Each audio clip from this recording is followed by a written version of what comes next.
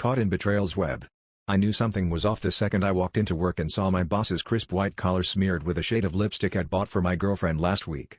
The color was unmistakable. She'd made me sit through a 20-minute debate at Sephora before settling on that exact shade.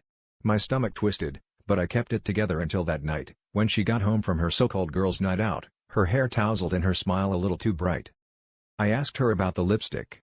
She laughed, said it must have smudged on a wine glass. I told her I'd seen it on my boss, and she stopped laughing. There was a long, ugly silence before she shrugged and said, "It's none of your business." I didn't even have time to process before my phone buzzed, a message from my boss, asking if I was coming in early tomorrow as usual. I called him, and he answered like nothing was wrong. I asked him straight up, and he said the same thing, "It's none of your business." The next day at work, I couldn't focus. Every time I looked at my boss, I wanted to hit him. Every time my phone buzzed, I thought it was her, ready to confess, ready to apologize. But nothing.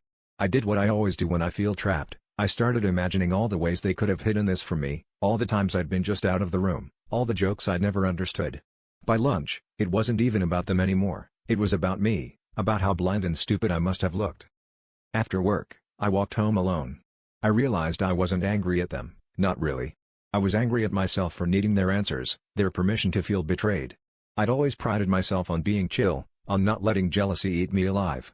But standing there, with the evidence smeared on his collar and their indifference ringing in my ears, I finally had to admit that maybe I'd been lying to myself just as much as they'd been lying to me.